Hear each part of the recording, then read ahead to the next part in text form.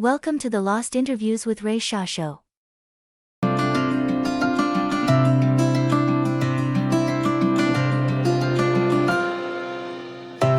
Hello. Engelbert, how are you? This is Ray. Hi, how you doing? I'm doing fine. How about yourself? Not too bad, thank you. Thank you for being on the call, first of all. I know, how's the tour coming along? Oh, it's going great. It's going great. I mean, I've only done about, 10 concerts so far this year. Right. It's good. It's great. It's going great. It's going wonderful. I start again next week, about 3 or 4. And, my show's going well. The people are loving what I'm giving them. I'm very happy about that. Are you performing tonight? I keep changing the show as we go along. Oh, that's good. But the actual show has been trial and tested in every country around the world, and all my standards that I do out of my show that I've chosen, these are the songs that people want to hear, and so I keep them in the show. Right. And of course now I've got a new album out, Engelbert Calling, which I'm singing about 4 songs from that particular album. Right. Which is great. Yeah, I heard you're gonna do a follow-up to that. I think you're gonna call it Redialed. Is that correct? Redialed, yeah. Is that really the title, or were you joking when you said that? No, it's that's what we said. That's what it'll be. Okay. It's an obvious title, really. Engelbert Calling, Engelbert Redialed. That's a great title. Yeah. I tell you, I really love the album. I didn't get a copy yet, but I went on YouTube, and they actually had the whole album on YouTube. Really? Yeah, they did. So people don't have to buy it anymore. Yeah, right? yeah. I hope you're getting some royalties off YouTube, man. But I got to say, my favorites on the album, I loved every cut on the album, and I've always been a big fan of yours as well. I saw you several times. Hey, thank you. Several times, and I saw you in Vegas. I saw you here in Sarasota. I love Need You Now with Lulu. That was one of my favorites. And I also love the You're After the Loving with Beverly Knight. Those were my two favorite tracks. After Loving is, yes, with Beverly Knight. Isn't that something? That was fantastic. You guys made a great team. Fabulous job on it. You made a great team together. Thank you. I mean, I love singing with them all, Winona was great with my big song. She did a great job on that, and I didn't get to go in the studio with her, but I did speak on the phone with her, and we actually rehearsed in my house online. Oh, really? Huh. Yeah, it was amazing. and she was just delighted to do the number, and she said, "Why not put this out as a single?" I said, "Oh, great." Yeah, definitely. Now, what was the selection process for picking all these artists? Say again? What was the selection process? How did you pick these artists to perform with you? My son Scott is managing me, and he has a very good ear for music and an idea of what people expect out of me, as an artist, and I think picking the songs and songs that have been trial and tested also. Where are the song titles? I'm looking for my song titles, Okay. They've been trial and tested throughout the years. There's some of the standards, and right. And there's one, of course, that is a contemporary song written by a guy called Dan Wilson and Martin Treppe and James Morrison called Real Love. Right. Shelby Lynn did a great job on that one. Yeah. Yeah, and of course I know a lot of these people. They're like, for instance, Neil Sedaka's "Hungry Years" has always been a massive favorite of mine because I think it's one of the best songs he's ever written. Yeah. So I recorded that on an album many years ago, on my After the Loving album, which is actually '77. Right. And I've re-released it with him singing with me on it, and it's just a marvelous piece of that for posterity. Well, yeah. I also noticed that Lulu and Dionne Warwick were on the Billboard rankings with you in 1967 when you first released your first song. So you guys shared Billboard together. Yeah, well, 67, Lulu was responsible for voting, Release Me a Hit. But it was, she was on a show called Jukebox Jury. Right. And she was part of a panel of 4. And she was the only one who voted it a hit. So I thought to myself, one of these days I have to have her sing with me on an album, and here was my opportunity. That's... And she was right. She was the only one that was right about being a hit. All the others were wrong. Because it was number 1 around the world, you know. You know what's really surprised me with Gene Simmons? He must be a big fan of yours. I love him. I love him to death. You know, when we asked him to do it, and he agreed. And getting him in the studio was quite something special for me. It really was special. I mean, he took the trouble to come to the studio instead of saying, "Oh no, send it to my home. I'll do it in my studio." He never did that. Good. He said, I'll come and do it with you. And he came in, and he was so humorous and pleasing, and not only is a great businessman, but he has a great personality, great persona. He was good to me. He promoted my album in many ways on his website. Great. And I'm really grateful to him. I really am. He's a wonderful man. Yeah, I'm sure he's a big fan too. That's probably one of the reasons why he did it. Well, he came to see me, in concert. Yep. Right after that, and he was one of the people that stood up, and when I introduced him, the whole audience, he stood up with them, and I thought, that's fantastic. You He's a rock god, and I love him. You picked a good song too, the David Clayton Thomas song, "Spinning Wheel." Very psychedelic. He just said to me, he said, just relax and enjoy it, and he said, have fun with it, and that's what we did. And that's what comes off on the album. It's fun. You could see that smile on his face, Yeah. He's not so tall without his boots, right? He's not so tall without his Kiss boots, right? He's always a gigantic when he's in costume. You had... He's gigantic, all right. I'm 6'1", and he's taller than I am. Oh, really? Yeah. Oh, God, yeah. He's about 2-3 inches taller. Wow. Your very first single, "I'll Never Fall in Love Again," I believe it was like 1958, and you were Gerry Dorsey at the time. That was a great song. I went on YouTube and listened to it, and for that time, it was way ahead of its time. I don't understand why it didn't really take off. Any ideas why it didn't take off? Well, no, actually, it wasn't my first single. Right. The first single was called "Mr. Music Man." Oh, okay. Which was a kind of, I thought I would love to be, in the same, known as Mr. Music Man. Right. And but that wasn't a hit, and neither was that one. And Johnny Ray, the great Johnny Ray, wrote that song for me. And no, it was not a hit. I had to wait. I had to wait till I changed my name and until I had a hit.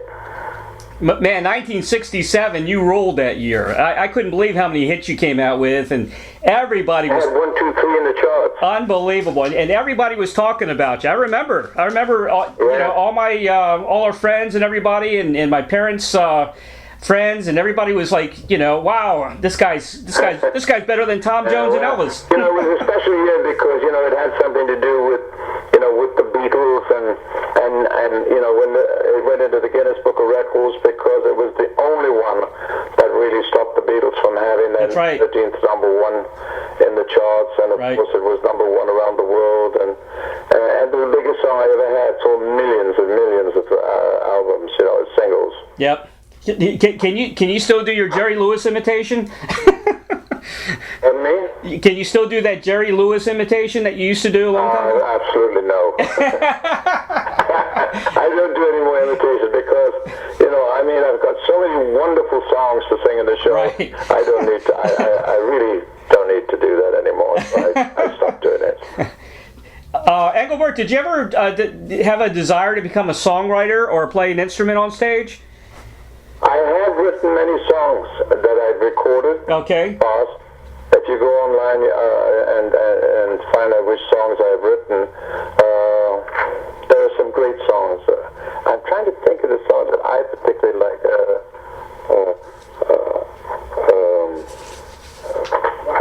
I wrote it for my wife, actually. I'm trying to think which album it's on. Baby's Fulvetti album. Okay. If I think of it, I'll tell you about it. Okay, I'll look it up as well. I'll check your credits and everything and see all your songwriting credits. Yeah, cause okay. I want to put those in the. I've written a lot of songs that I've recorded too. Right. But none of them have been hits. I wrote one that was a hit for Tom Jones about in the early years. It went to number 4, called This and That. Right. As a matter of fact, I put that song back in my show. You know, I do it myself now. When did you first meet Tom Jones? Pardon me? When did you first meet Tom Jones? Oh, before he became a star, I met him. You know, he was a friend of a friend who lived in Wales. Right. And he brought Jones to London and introduced him to my friend Gordon Mills, who was my manager then. He was just my friend. Okay. And he became manager to Tom Jones, and became manager to me, and that's how it all happened. That's how the meeting began. And of course, we were in a company together at one time in the early days. You know, there's Gilbert O'Sullivan, Tom Jones, and myself, and Gordon Mills. 4 people had this massive company, and it was very successful. But then Gordon Mills passed away many years ago, right. And I had to change managers quite a bit. You know, but the one that I particularly think is doing the best job is my son Scott, who is doing it right now. That's great. That's awesome. Yeah. Keep it in the family. Exactly. Yeah. Maybe he'll give you a discount. Percentage away. I'd rather give it to my family. Yeah, exactly. Yeah. That's great. I noticed. I know Gordon Mills was responsible for changing your name, correct? Yes, it was. Yeah. He was. Yeah. Now, but he gave Tom Jones his name. He gave Gilbert O'Sullivan his name. He gave me my name. So he was responsible for the 3 of us changing our names. You know. What was your first reaction when he told you that he liked the Engelbert Humperdinck? I thought it was a group. You thought it was a group? It was so big. I thought, how am I going to sign this name? It's quite an unusual signature right now, and it's very recognizable, and it's on. You know, people love it. Yeah, I think that really helped you a lot. It's not. It doesn't take much to sign a name. You know. Yeah. Just bang, bang, bang, bang. That's there. That's it, huh? I understand that the last name wasn't allowed in Germany at one time. Is that still true? It belonged to the guy that wrote Hansel and Gretel. Right. Passed away in 1920, and of course his family objected to me having the name Humperdinck in Germany, so therefore I just used to go under the name of Engelbert. But now it's all over. I'm Engelbert Humperdinck in Germany because I think that the family has passed on. Right. But I didn't mind if they objected because I did take his name. Yeah. I did take his name, so they were quite in order. Right. To have it in Germany. Yeah. Stranger in the Night was offered to you by Bert, right? Is it Bert Kampfert? And Strangers in the Night, yeah. And Strangers in the Night was offered to me along with Spanish Eyes and a song called Wonderland by Night. Right. And I brought those 3. I went to Bert Kampfert's home in Spain. Right. And he played it to me on the piano personally, and sang the songs. And I said, I'd love those songs. So I brought them back to London, and I recorded all 3. But Gordon Mills said to me, "You can't have Strangers in the Night." I said, "Why not? It's a number 1 song. I promise you." He said, "No, you can't have it. Sinatra wants it." So I think there was a large money figure involved there. That's one of the reasons why he gave it to him. You know. Yeah. You know what? You would have nailed it. You have to. That's show business. Yeah. And that's managers and the agents. Where the dollars are, they go. Yep. Exactly. Yeah. Yeah, you know what? You would have nailed "Strangers in the Night." You would have done a great job with that song. You should have heard my version. It was amazing. It's nowhere to be found. I've been looking for that version, right? On Decca, because I recorded it, and suddenly it was buried somewhere. After Sinatra had it, right? And I cannot find it again. But it was an incredible version. Yeah, it really was. I'd love to hear that. And I know it would have been number one. Oh, I know for a fact. The difference between you and Sinatra is Sinatra sings more. I mean, talks more. Instead of singing. But he's got that. He's got that coolness around him. Your voice is just booming, man. It's tremendous. I really haven't heard another artist that can sing as good as you. And I've seen. I'm telling you the truth. Thank you very much. That's quite a compliment from you. Thank you. I've seen everybody in concert. From Tom Jones to Elvis. I saw Frank Sinatra 5 times in his shows, but no one had. When I first saw you in Vegas with my wife, and you started to sing, I said, "Man, I couldn't believe it." Thank you. Now the thing that threw me was your blonde hair. You had blonde hair back then. I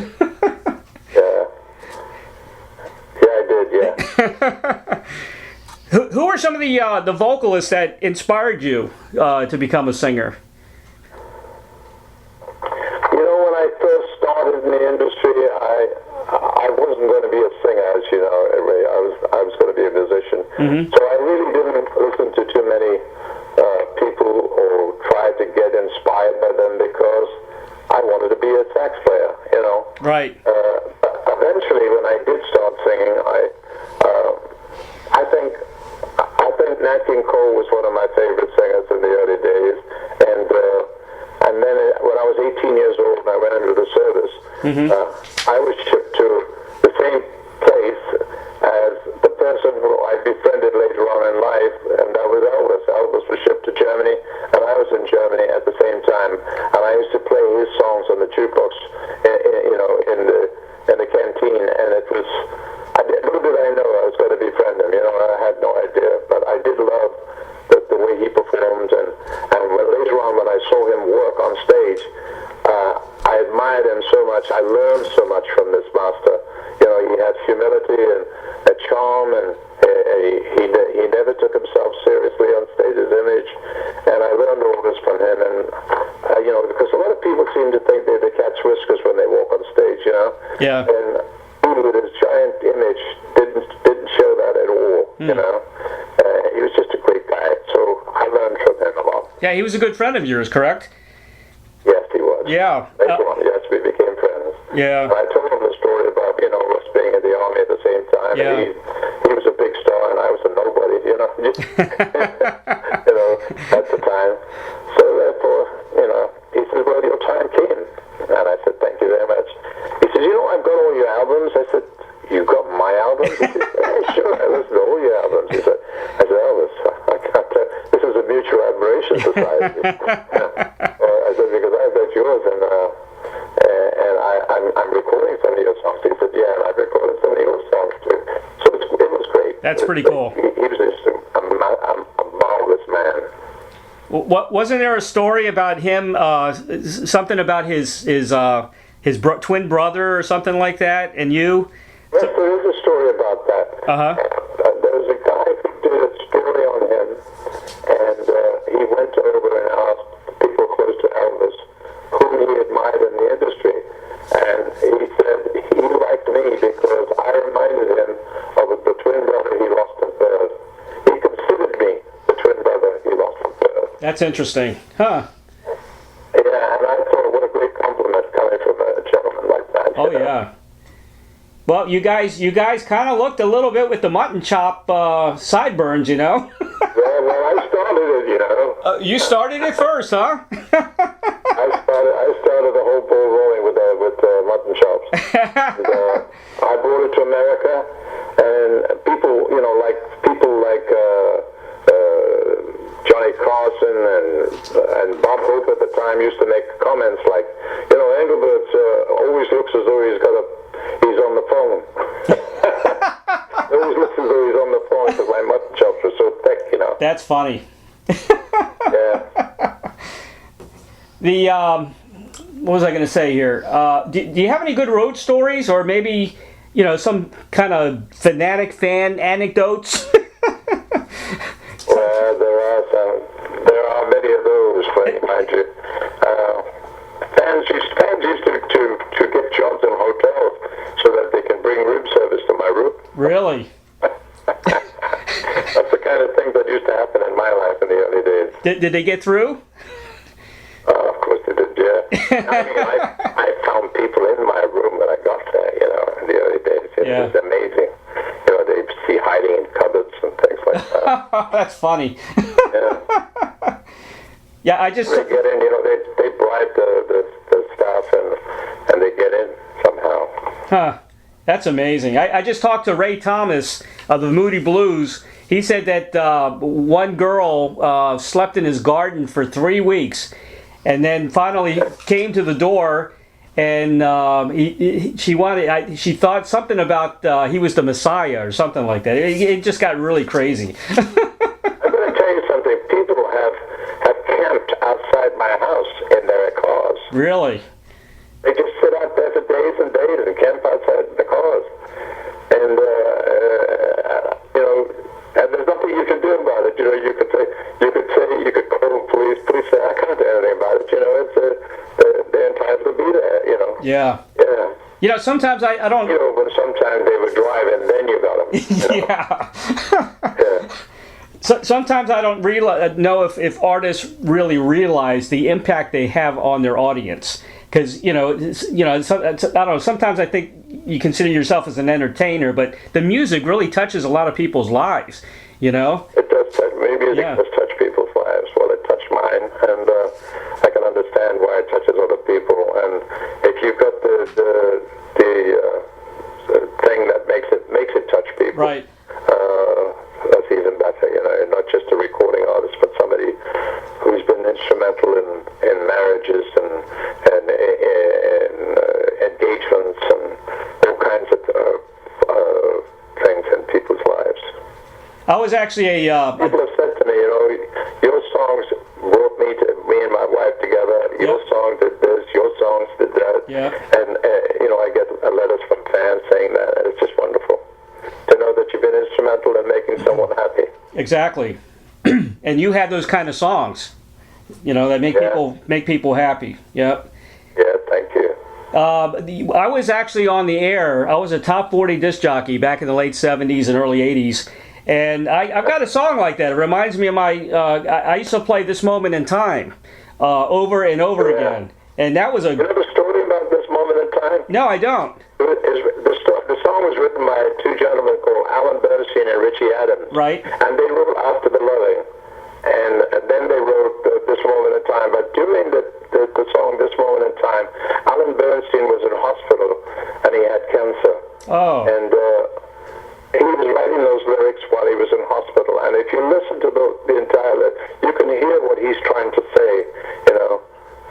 He knows that the next day the sun is going to shine, but because of you and me, there'll be this moment in time. Right. It's an amazing lyric and a very heart-rending lyric to someone who knows the story. Huh.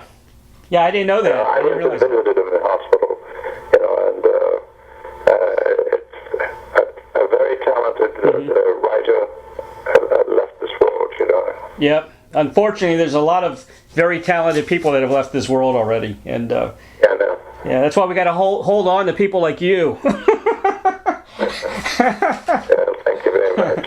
Another amazing thing is you've been married for 50 years to Patricia? Yes, I have. Yes. That's an amazing feat. It is an amazing feat, and people have asked me the question, "What's my favorite song?" And I have to say, besides "Release Me," I have to say that Nat King Cole's "When I Fall in Love" right. Is my favorite song. I've never recorded it, but that's the first single I bought from my girlfriend. Mm-hmm. The girl I was dating, who happens to be my wife right now. Oh, that's a beautiful story. Yeah, thank you. What's the secret? Keeping your marriage fresh and alive, and after entertaining and touring worldwide for so many years, is there a secret or? She's she stood by me under thick of thin circumstances, when I've got a lot of adverse publicity in the early days, she still stood by me, and, mistakes are made, and I made a few, but she forgave me for those, and we still love each other very much, and I hope it goes on forever. I think it will. I think it will. Thank you. Yeah. Was she ever jealous of the, what do they call them, the Humperdinkers? In the early years, there was, there was a little bit of, jealousy, maybe, I think, which is sort of natural when you see your husband being surrounded by lovely ladies and they're kissing you all over the place and putting lipstick on your cars and writing love messages and throwing keys on stage and bouquets of flowers with wonderful messages in them, Yeah. I should imagine that does lend itself to a little bit of jealousy, but she overcame all that. Here I am, still going strong, and still getting the messages, and still getting the things going on stage. That's a great story. It's amazing, Yeah. Tom Jones was with his wife for a long time too. Is he still with her? I don't know. Oh, okay. I haven't spoken to him in about 28 years. Really? It's been that long? Wow. Yeah. Yeah, that is a long time. I only got a couple more questions for you. The Peace Collective, I noticed. That's a... Isn't that something? That is something. I mean, that was something that I was asked to do Right. by Simon Britton, who was the producer, and actually was coming to L.A. to see my show when I play here. And, we're going to do something together. He asked me to do it. So when I did it, there were so many great people on the thing, from Britain, of course. Yep. And the story is, in 100 years ago, on December the 24th, during the First World War, there was peace for one day, where the Germans were singing "Oh Silent Night" in their trenches, and the Brits were singing "Silent Night" in their trenches, and all of a sudden there was somebody put their hands up, and they both put their hands up, and the oath came out. They shook hands and greeted each other and gave each other presents for Christmas, and sang together, and then played football together, and then afterwards went back into their trenches and went back to war again. That sort of tells you something that they really don't want to kill each other. They just it's all political stuff. Yeah. People like the people that started those wars in the early days. No good. Yeah, all the politicians. People that instigated the whole thing. Yeah. That's some story. That's great. That's the story, and that's what started the song, and it was written by the farm. What's his name? The people in the farm who wrote the song, and it was a hit a few years ago, and so we brought that song out now, and it was great, and great people on it. Yep. David Gray, Susie Quattro, the farm. Suggs, Mick Jones from The Clash. Yep. And my amazing daughter Louise was on it. Yeah. And I see Julian Lennon was on there too. Julian Lennon. Yeah, and Julian Lennon, yeah. Yeah. I talked to Julian about 6 months ago. He's a nice guy. Yeah? Yeah. He's a real nice guy. Oh, I'm sure. Yeah. Well, I knew his father. We all lived in the same area. Right. In the early days. It was like within a half-a-mile radius. Oh, really? Everybody lived in St. George's Fields in London. Right. And every so often you'd see these cars flying around with dark windows. Uh-huh. We all had dark windows in those days. They're trying to be the big stars, Trying to be well. And it was great to see them coming in and out of their cars. Their Rolls and Minis all had dark windows in them. Well, John had quite a wit on him, didn't he? Pardon me?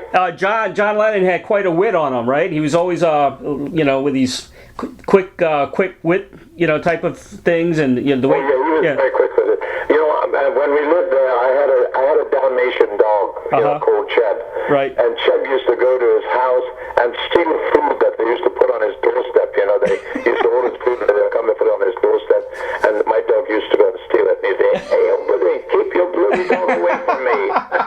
That sounds like him. Yeah. That's funny. Did you ever have a favorite rock band, like from the 50s or 60s? A what? Did you ever have like a favorite rock band, a rock band back in the 50s or 60s that you enjoyed listening to? Rock and roll band? Rock band. Yeah, rock and roll band. I don't think so. I wasn't really into it in the 50s so much, Right. No. But I did, as far as singers and people like, I knew that I liked, of course. I wrote a few things down. People. Elvis was part of the rock world, of Right. course. Yep. And Little Richard. Mm-hmm. I loved these early rock people, Gerry Dorsey. Yep. Mm-hmm. Chuck Berry. And of course, who was the first one? It's Bill Haley, wasn't he? Bill Haley started the whole thing. 'Cause I used to dance to his music, Yeah. in the early days. Yeah. They're the ones, them and the early blues guys, Actually, the early blues guys are the ones who really got it going. Yeah. Yeah. And I mean, the master of the music world also was the great, Ray Charles. Oh, yeah. Who, Sure. I learned a lot from him too. I learned, I had the good fortune of being able to sing with him too. I did sing on a TV show with him. It was wonderful.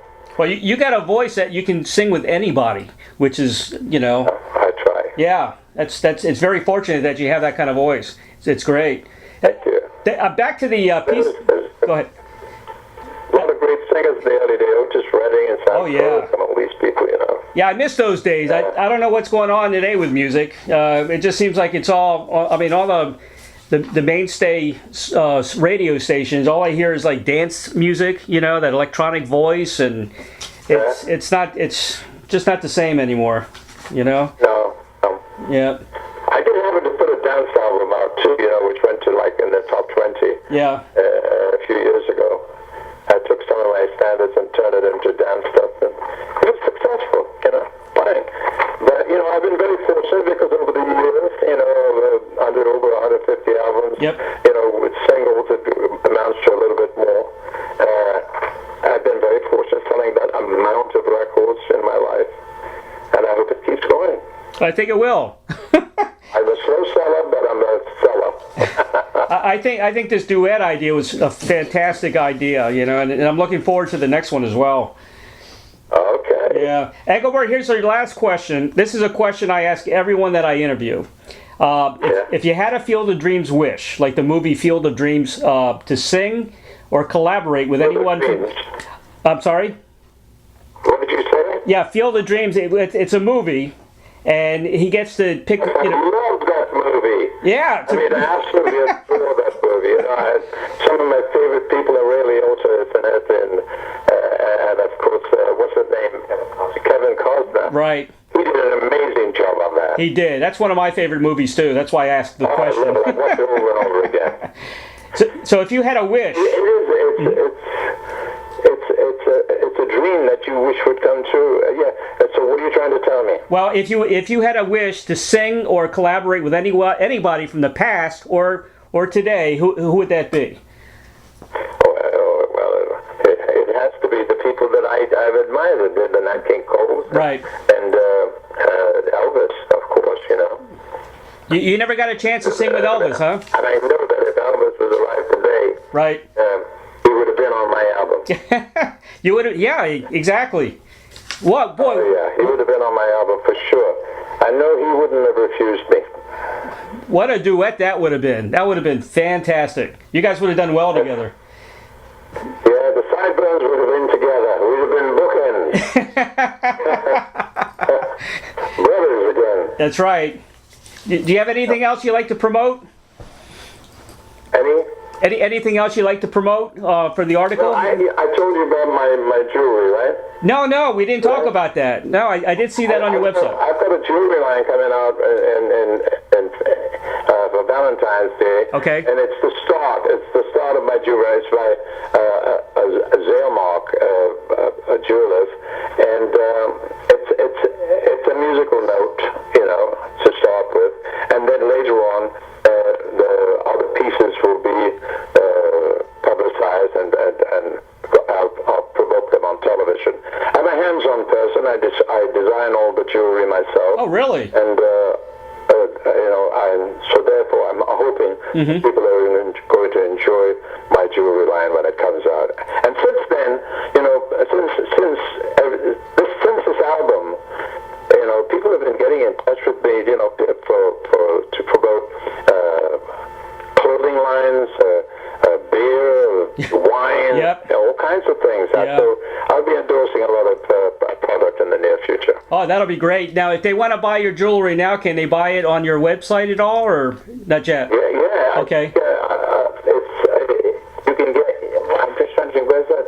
Have you got that address in the jewelry line here? Yeah, the jewelry line isn't going to be released until Valentine's Day, which is appropriate. Oh, yeah. Speak of romance, but it's going to come out on Valentine's Day. The website will launch. Okay. And I can send you, Ray, the press release and everything separate. All right, that'll be great. I appreciate that. Yeah. Yeah. Engelbert, today's my anniversary. 32 years, man.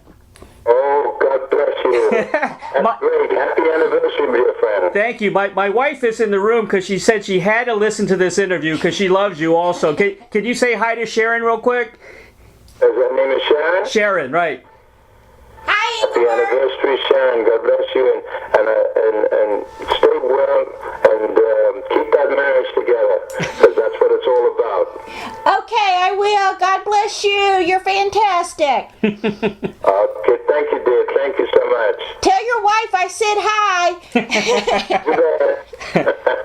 Engelbert, thank you so much for being on the call today, but more importantly, for all the great music, man. Appreciate it. Thank you so much. Bye-bye. All right, take care. Bye-bye. Thank you for joining, and please subscribe to Ray's YouTube channel.